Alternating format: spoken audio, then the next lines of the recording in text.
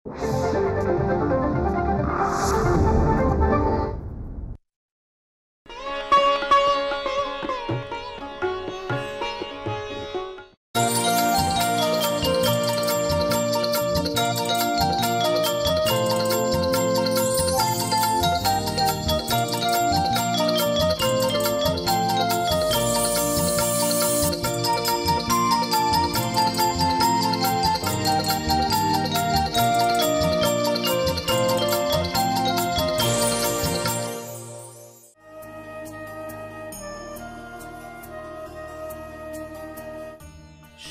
जोड व्यवसाय म्हणून केलं जाणारं पशुसंवर्धन, कुक्कुटपालन, दुग्ध व्यवसाय स्वतंत्र व्यवसाय म्हणूनही केले जात आहेत. मात्र या व्यवसायाचं यश उत्पादन खर्च कमी आणि उत्पादनात वाढ यावर अवलंबून असतं. आज आधुनिक तंत्रज्ञानामुळे पारंपरिक शेती, पशुपालन, जोडधंदे यांचं समीकरण वेगानं बदलत आहे. अशा परिस्थितीत आपला देशी गोवंश जपणं आवश्यक आहे. अधिक दूध उत्पादनासाठी संकरित गायींच्या संवर्धनाचं महत्त्व वाढलं आणि देशी स्थानिक जातींच्या गायींकडे आपलं दुर्लक्ष झालं. वास्तविक देशी गायींचं दूध मानवी आरोग्यासाठी उत्तम मानलं गेलं आहे. भारतीय गोवंश A2 म्हणजे सुरक्षित दूध देणारा गणला जातो. देशी गायींच्या दुधाची मागणी आणि महत्त्व समजल्यावर जर्सी गायींचं संगोपन करणारे ओतूर, तालुका जुन्नर, जिल्हा पुणे येथील मयूर डुंबरे गिर गायींच्या संगोपनाकडे वळले. नमस्कार, माझं नाव मयूर विलास डुंबरे. आपण बालाजी गिर गोशाळा ओतूर येथे आहोत, तालुका जुन्नर, जिल्हा पुणे. माझं शिक्षण BSc ॲनिमल हजबंड्री आणि MBA मार्केटिंग झालेलं आहे. आम्ही 2014 साली या गोठ्याची सुरुवात केली होती. सुरुवातीला पहिल्यांदा एकच गाय आपण गोशाळेत आणली होती घरी दूध खाण्यासाठी. पण नंतर बाहेरच्या देशातून A2 दुधाचा वाढता कल बघता आणि आपल्या देशात कमी होणारी देशी गोवंशांची संख्या बघता आपण या गायींची फार्मिंग करण्याचा निर्णय घेतला. सुरुवातीला एका गायीच्या दुधापासून आपण सुरुवात केली होती. तर त्या गायीचा फायदा आपल्याला असा झाला की माझ्या आजोबांना बीपीचा प्रॉब्लेम होता किंवा अल्सरचा प्रॉब्लेम होता, तर तो पूर्णपणे कमी झाला होता. आणि आजीला डायबिटीस होतं, तर ते पण कंट्रोलमध्ये आलं होतं. मग त्याआधी माझ्याकडे जर्सी गाय होत्या, 35 गायींचा फार्म होता माझ्याकडे हा. तर त्या पूर्ण गायी कमी करून आपण या गायी वाढवल्या. आज माझ्याकडे 2025 साली जवळपास 200 पेक्षा जास्त गिर गायी आहेत आणि माझा फार्म पण अतिशय उत्तम पद्धतीने चालतो. आता महाराष्ट्रात डांगी, गवळाऊ, देवणी, खिल्लार हा देशी गोवंश आढळतो. पण आपण गिरगाय का निवडली आणि ती कशी आणली याविषयी ते सांगतात. माझ्या गोठ्यावरती गिर गाईच का निवडल्या याचं कारण असं आहे की त्यांचा स्वभाव एकदम शांत आहे आणि आपल्या म्हणजे महाराष्ट्राची देशी गाय खिल्लार आहे, पण त्या गाईला दूध अतिशय कमी असतं. साधारण 2-2.5 लिटर दूध ती 2-3 महिन्यापर्यंतच दूध देते. तसे या गाईला दूध जास्त आहे, दुधाचं उत्पन्न जास्त आहे, त्याच्यामुळे ही गाय आपण निवडली. तर सुरुवातीला आपण ही गाय गुजरातमधनं आणली होती. गिरनार पर्वताच्या जवळ गिर म्हणून जंगल आहे, तिथल्या भागातनं आपण गायी आणल्या होत्या. तर आणताना गायींना अडचणी बऱ्याच आल्या, माहिती नव्हतं गायी कशा आणायच्यात. तर मग एक एक म्हणजे माहिती घेत घेत आपल्याला त्याच्यामधनं गायीला ट्रान्सपोर्टसाठी परवाने काढावं लागले. शिवाय तिथले डॉक्टरचे सर्टिफिकेट लागतात, गायी आजारी नाही आहेत किंवा काय आहे गायी नाहीला. टोल पास करावं लागतात, बॉर्डर पास करावी लागते. त्या गोष्टी पण म्हणजे सुरुवातीच्या काळामध्ये बऱ्याचशा जाणवल्या.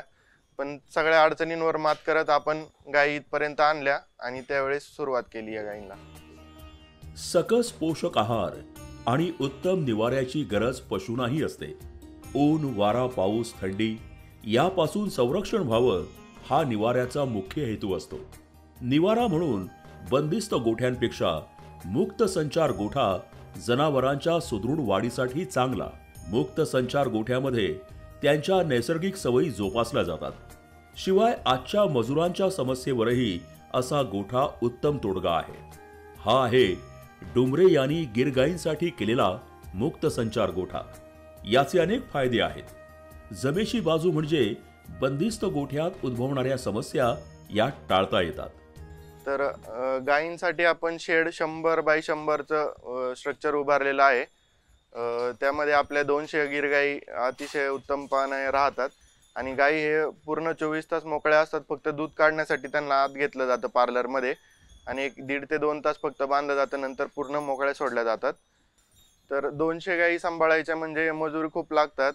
त्याच्यावरती मजुरीचा आपण प्रॉब्लेम लक्षात घेता आपण मुक्त संचार गोठा निवडला. त्यामुळे फायदा असा झाला की मजूर खूप सारे काम कमी झाले. रोजचं शेण उचलणं कमी झालं. त्याच्यानंतर आत गाई बांधणं आणि जेवढ्या दुधाच्या गाई आहेत तेवढ्या आतमध्ये घेऊ आपण दूध काढतो त्यांचं. मुक्त संचार गोठ्याचा फायदा असा की गाईला तिच्या मनाप्रमाणे राहता येतं. जिला उन्हात जायचंय उन्हात जाईल, पाणी प्यायचंय पाणी पिऊ शकते, व्यायाम करायचा आहे व्यायाम करू शकते. गाई स्वस्त तर दूध स्वस्त. त्याच्यामुळे आपण मुक्त संचार गोठा हा केलाच पाहिजे आणि त्याचा फायदा नक्कीच आपल्या दुधावरती होतो. पाहू शकता आपण मुक्त संचार गोठा आपण असा बनवलेला आहे. याच्यामध्ये माझ्या 200 गाई एकदम आनंदाने राहतात. तर त्यासाठी आपण 3-4 प्रकारचे शेड केलेले आहेत. त्याच्यामध्ये लहान वासरं बाजूला राहतात, मीडियम वासरं बाजूला राहतात, प्रेग्नंट गाई वेगळ्या राहतात आणि दुधाच्या गाई वेगळ्या असतात. आणि याचा फायदा असा की एकदम शेण तुम्ही पाहू शकता की आता 5-6 महिने झाले आपण शेण उचललेलं नाही आहे आणि त्याचं एकदम सुंदर असं बेडिंग तयार झालेलं आहे गाईला उठण्या बसण्यासाठी. आणि त्या शेणाचा पण अजून एक फायदा असा होतो की गोमूत्र पण त्याच्यातच पडल्यामुळे ते शेणखताची पॉवर वाढली जाते. जे नॉर्मल शेणाची तुम्ही 1 ट्रॉली 5 ट्रॉल्या टाकशाल आणि याची 1 ट्रॉली त्या 5 ट्रॉल्यांबरोबर आहे. त्याच्यामुळं शेतकरी पण खूप छान पद्धतीने त्याची मागणी करतात आणि त्यांना रिझल्ट पण खूप छान मिळतो. मुक्त संचार गोठ्याचे फायदे पाहता अनेक दुग्ध व्यावसायिक अशा प्रकारच्या गोठ्यांकडे वळले आहेत. मयूर डुमरे यांच्या गोठ्याविषयी कृषी विज्ञान केंद्र नारायणगाव येथील पशुसंवर्धन विषय तज्ज्ञ गणेश पडवळ म्हणतात. नमस्कार शेतकरी बांधवांनो, माझं नाव धनेश पडवळ. कृषी विज्ञान केंद्र नारायणगाव येथे मी पशुसंवर्धन विषय तज्ज्ञ म्हणून कार्यरत आहे. अनेक वेळा आपण पाहतो की आपले शेतकरी बांधव पशुपालक म्हणतात की गाई धंद्यामध्ये शेण सोडून काहीच शिल्लक राहत नाही. परंतु जर वस्तुस्थिती पाहिली तर आपण योग्य व्यवस्थापन आणि योग्य नियोजन करून जर आपण गाईचा धंदा केला तर आपल्याला खूप चांगल्या प्रकारचा आर्थिक नफा यामधून राहू शकतो. आणि याच विषयाची यशोगाथा आपण पाहत आहात. ओतूर, तालुका जुन्नर, जिल्हा पुणे येथील युवा शेतकरी मयूर डुमरे यांनी हा गीर गाईंचा गोठा गेले 10 वर्षांपासून जोपासलेला आहे. एका गायीपासून सुरुवात झालेल्या या गोठ्यात आज 200हून अधिक गायी आहेत आणि या गायींचं व्यवस्थित नियोजन यामध्ये प्रामुख्याने जातवंत कालवडींची पैदास हे स्वतःच्या गोठ्यावरती करत आहेत. जोपर्यंत जातवंत गायी आपल्या गोठ्यात येणार नाहीत तोपर्यंत आपल्या गोठ्यातला आर्थिक नफा हा आपला वाढणार नाही आणि म्हणून जातवंत गायींची पैदास याविषयी ते काम करत आहेत. अतिशय उत्कृष्ट क्वालिटीचे सेक्स सॉर्टेड सिमेंट्स ते या ठिकाणी गीर गायींसाठी वापरत आहेत आणि आता उत्कृष्ट पद्धतीच्या कालवडी गायी या त्यांच्या गोठ्यावरती तयार झालेल्या आहेत. व्यवस्थापनातील दुसरं महत्त्वाचं सूत्र म्हणजे मुक्त गोठा. ते आपण या ठिकाणी पाहताय की त्यांनी अवलंबलेलं आहे. 200च्या 200 गायी संपूर्णपणे मुक्त गोठ्यामध्ये आहेत. या गोठ्यामध्ये त्यांनी प्रामुख्याने 4 कप्पे केलेले आहेत. यामध्ये नवजात वासरांचा वेगळा कप्पा आहे. 3 महिने ते 1 वर्षापर्यंत वासरांचा दुसरा कप्पा आहे. त्यानंतर कालवडी आणि पैलरू गायींसाठी वेगळं आहे. दूध देणाऱ्या गायींचा एक वेगळा कप्पा आहे आणि गाभण ज्या गायी आहेत ज्या आता खाली व्हायला आलेल्या आहेत त्यासाठी त्यांनी एक वेगळी जागा केलेली आहे. अशा पद्धतीने या गोठ्याची रचना त्यांनी केलेली आहे आणि सोबतच आहे मिल्किंग पार्लर. गायी या संपूर्ण दिवसभर मोकळ्या असतात. फक्त दूध काढण्याच्या वेळेमध्ये पार्लर सेक्शनमध्ये त्यांना आणून यंत्राच्या साहाय्याने या ठिकाणी दूध काढलं जातं. पहिल्यापासून गायींना यंत्राची सवय असल्यामुळे कुठलीही गायी दूध काढून द्यायला अडचण करत नाही. आज आपण पाहतो की मजूर टंचाईची फार मोठी समस्या या ठिकाणी आपल्याला शेती आणि शेती संलग्न उद्योग व्यवसायांमध्ये आहे.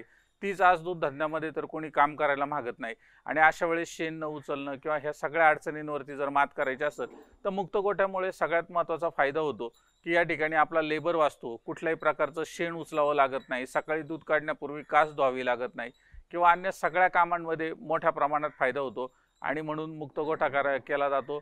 आणि दूध काढताना देखील यांत्रिकीकरणाचा वापर केल्यामुळं मनुष्यबळावरती जे अवलंबून राहावं लागतं ते खूप कमी प्रमाणात झालेलं आहे. 4 ते 5 लेबरमध्ये या ठिकाणी व्यवस्थित व्यवस्थापन केलं जातं. जनावरांच्या शरीराची वाढ, त्यांचं आरोग्य, दूध उत्पादन संतुलित खाद्यावर अवलंबून असतं. या खाद्यात हिरवा चारा असायलाच हवा. उन्हाळ्यात दूध उत्पादनासाठीची हिरव्या चाऱ्याची गरज लक्षात घेऊन चाऱ्याच्या लागवडीबरोबर आपण मूर घासही बनवतो, असे डुमरे म्हणतात. शिवाय गाभण आणि दुभत्या गायी, लहान वासरं यांना त्यांच्या वजनानुसार आणि शारीरिक अवस्थेनुसार आहार पुरवला जातो.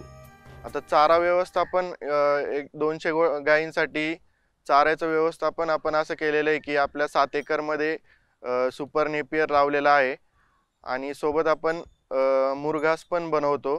त्यासाठी मका आपण विकत घेतो.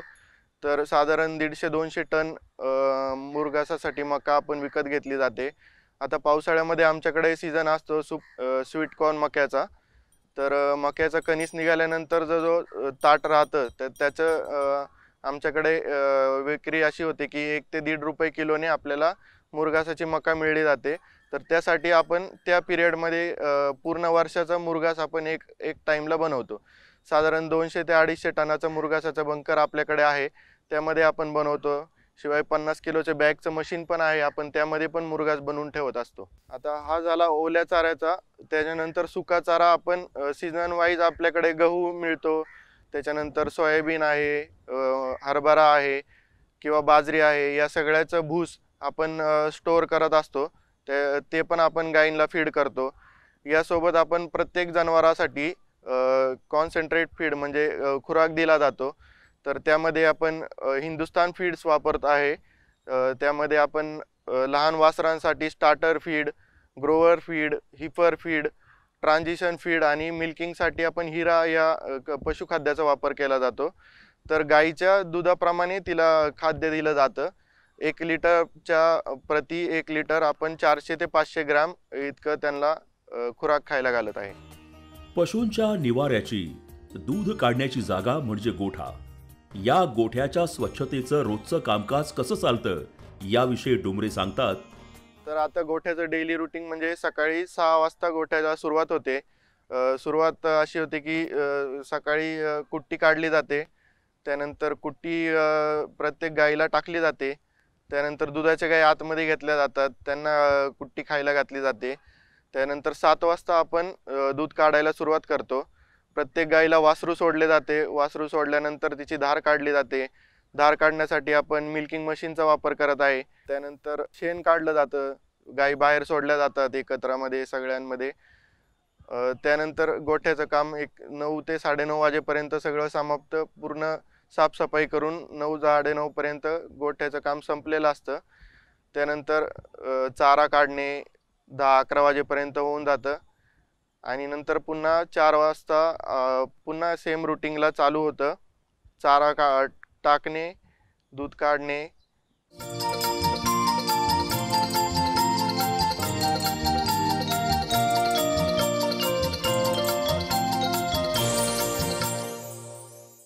मुळातच देशी गायी काटक असतात.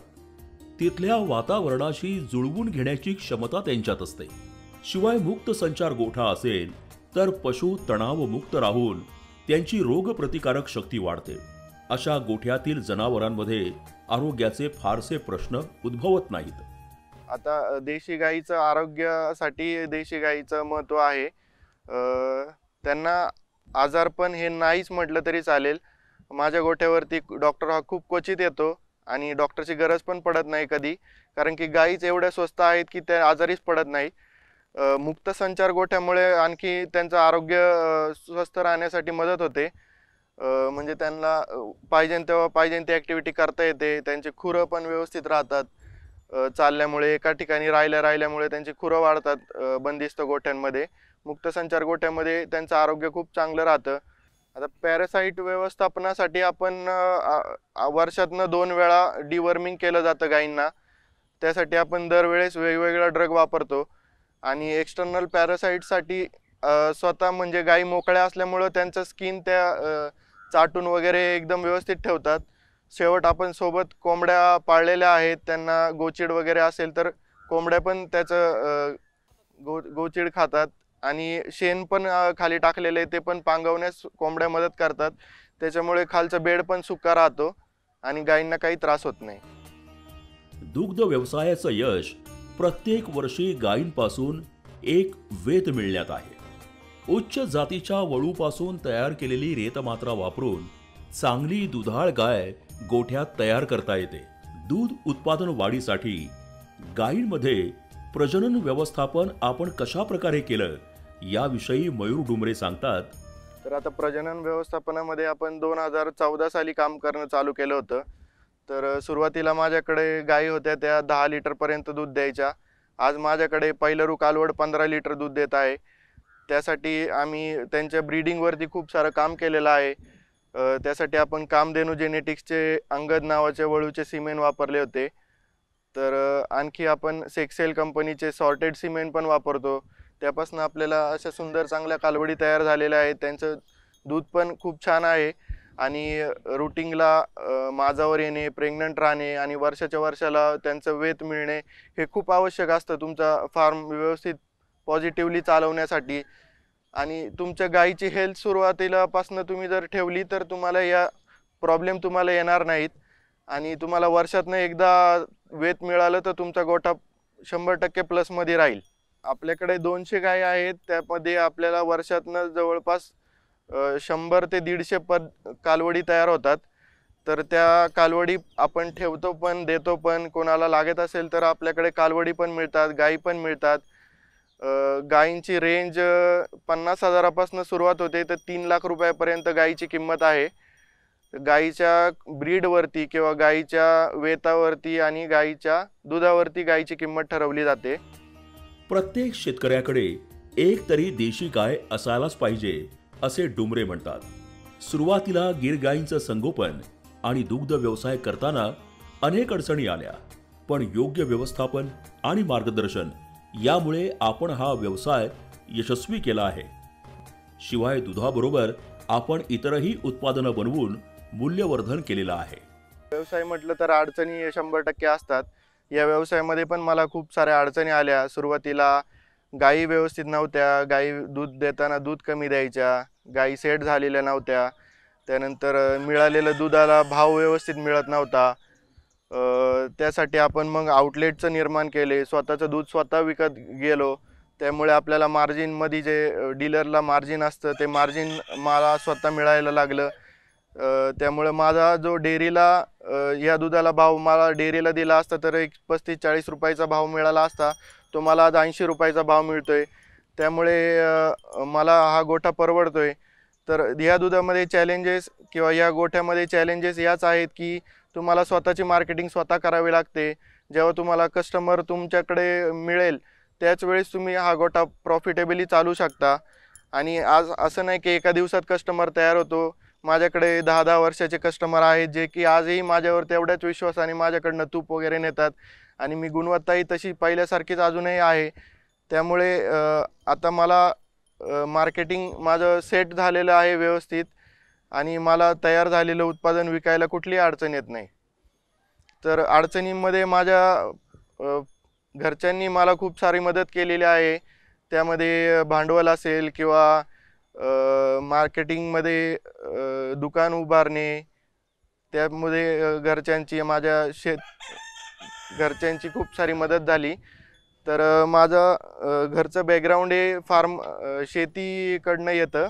दुधाचं प्रोडक्शन आपलं रोजचं 250 ते 300 लिटर इतकं आहे.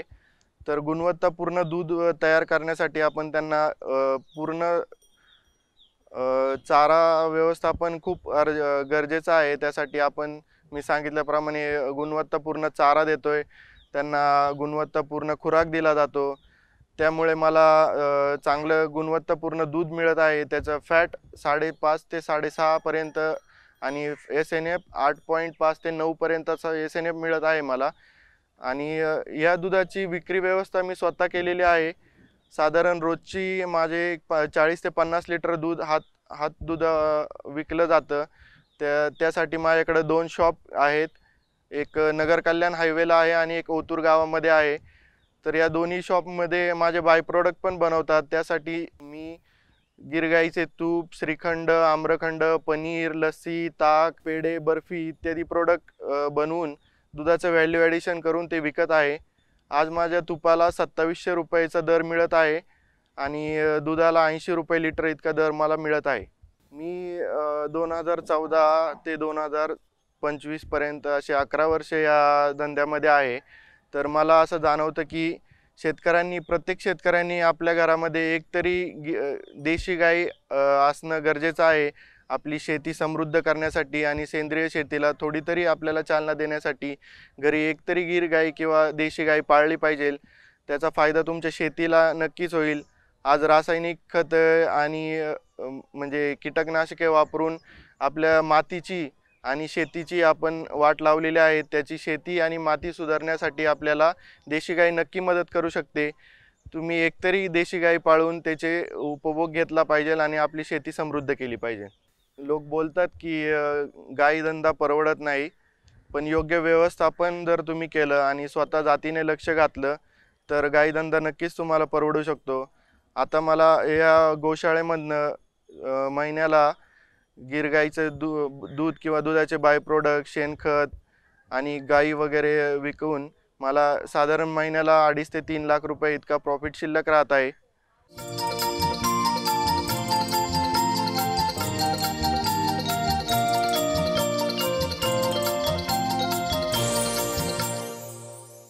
सेंद्रिय शेती करताना पिकांसाठी आवश्यक अन्नद्रव्यांची पूर्तता देशी गायींच्या शेणातून होते, तर कीड रोगांच्या नियंत्रणासाठी गोमूत्र, सेंद्रिय निविष्ठांच्या वापरामुळे विषमुक्त अन्नाची निर्मिती होते.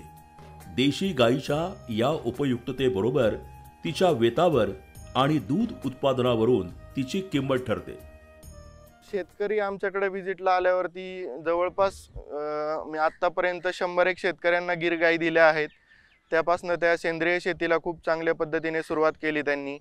त्यानंतर आपण शेतीसाठी जीवामृत बनवतो, शेणखतापासून, गोमूत्रापासून जीवामृत बनवतो, त्याचे स्लरी आपण शेतकऱ्यांना देतो. त्याचेही खूप चांगले रिझल्ट शेतकऱ्यांना मिळतात आणि त्यांना घरी गाई दिल्यामुळे ते घरी पण बनवून त्याचे रिझल्ट त्यांनी घेतलेले आहेत. त्यानंतर शेणखत पण आपण चांगल्या क्वालिटीचं शेतकऱ्यांना देतो, त्याच्यामुळे त्यांच्या पिकाच्या वाढीसाठी खूप चांगले रिझल्ट मिळालेले आहेत. आज देशी गायीच्या दुधाला बाजारात मोठी मागणी आहे. या गायींना सकस समतोल आहार पुरवला, त्यांचं आरोग्य उत्तम राखलं तर दूध उत्पादन चांगलं मिळतं. या दुधाच्या विक्रीबरोबर राहिलेल्या दुधापासून मूल्यवर्धित पदार्थ बनवून दुहेरी उत्पन्न मिळवणं शक्य आहे. हे योग्य व्यवस्थापन करून मयूर डुमरे यांनी दाखवून दिलं आहे. यानंतर अजून एक सर्वात महत्त्वाचा मुद्दा, तो म्हणजे चारा व्यवस्थापन. गायींच्या दररोजच्या खर्चामध्ये 60 ते 70% खर्च हा गायींच्या आहारावरती होतो. गायीला जर आपण संतुलित आहार व्यवस्थित दिला तर त्या ठिकाणी गायीची उत्पादकता फार मोठ्या प्रमाणात टिकून राहते आणि यासाठी त्यांनी चाऱ्याचं व्यवस्थित नियोजन केलेलं आहे. एवढ्या सगळ्या गायींना रोजचा चारा पुरवता येत नाही, म्हणून आपण त्यांना मुरघास सजेस्ट केलेला होता आणि त्यांनी इथे आता 200-250 टन मुरघास तयार करून ते या सर्व गायींना दररोजचा मुरघास खाऊ घालतात आणि त्याचबरोबर कोरडा चारा आणि पशुखाद्याचं देखील व्यवस्थापन त्यांनी व्यवस्थित पद्धतीने केलेलं आहे. या सर्वांसोबत महत्त्वाचं आहे ते दूध विक्री व्यवस्थापन. आपण जर डायरेक्ट डेअरीला दूध घातलं तर आपल्या सर्वांना माहिती आहे की महाराष्ट्रामध्ये 25 ते 30 रुपये, 32-35 रुपयापर्यंतचा जास्तीत जास्तचा दर आपल्याला मिळतो. परंतु ते कुठेही डेअरीला न घालता त्यांनी स्वतःची विक्री व्यवस्था उभी केलेली आहे. यांनी 2 काउंटर्स या ठिकाणी, एक ओतूरमध्ये आहे, एक नगर हायवे लगत आहे, असे 2 स्वतःचे मिल्क काउंटर्स त्या ठिकाणी चालू केलेले आहेत. सकाळ संध्याकाळ त्या ठिकाणी फ्रेश दुधाची विक्री अर्धा आणि 1 लिटरच्या पॅकिंगमध्ये ते करतात. सोबतच जे दूध शिल्लक राहतंय हे कुठेही न देता घरच्या घरी त्यांनी या ठिकाणी पनीर असेल, दही असेल, ताक असेल, पेढा असेल, बर्फी असेल, असे वेगवेगळे बाय प्रॉडक्ट्स तयार करायला सुरुवात केलेली आहे आणि यातून पूर्ण एंड टू एंड चेन त्यांनी डेव्हलप केलेली आहे.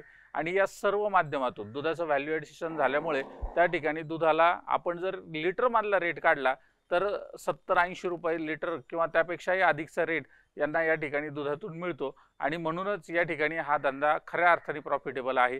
ज्या कोणी शेतकरी बांधवांना अशा प्रकारचा व्यवसाय करायचा असेल तर कृषी विज्ञान केंद्रामार्फत या ठिकाणी आपल्याला प्रशिक्षण दिलं जातं. आपण अवश्य संपर्क करा किंवा आपल्या नजदीकचं पशुवैद्यकीय कॉलेज असेल किंवा आपल्या नजदीकचा आपल्या तालुक्यासाठी किंवा जिल्ह्यासाठी असणाऱ्या कृषी विज्ञान केंद्राशी संपर्क केला तर त्याही ठिकाणी आपल्याला हे प्रशिक्षण दिलं जाईल।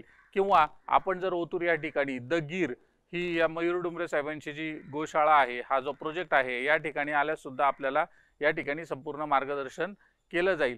अशा पद्धतीने जर छान व्यवस्थापन करून आपण या व्यवसायात उतरत असाल तर नक्कीच आपल्याला आर्थिक फायदा होईल अशी मला आशा आहे। देशी गायींपासून कमी दूध मिळतं म्हणून त्यांच्याकडे आपलं दुर्लक्ष झालं। मात्र योग्य व्यवस्थापन असेल तर या गायी सुद्धा संकरित गायीशी दुग्धोत्पादनात स्पर्धा करू शकतात। मुळातच आपल्या संस्कृतीचा मुख्य आधार म्हणजे गाय। आपली गाय ही चालतं बोलतं विज्ञान मानलं जातं। गाय आणि कृषी, गाय आणि आरोग्य, गाय आणि पर्यावरण या दृष्टीने मानवी आयुष्यात गायींचं महत्त्व आहे। तेव्हा देशी गोवंश जपायला हवा।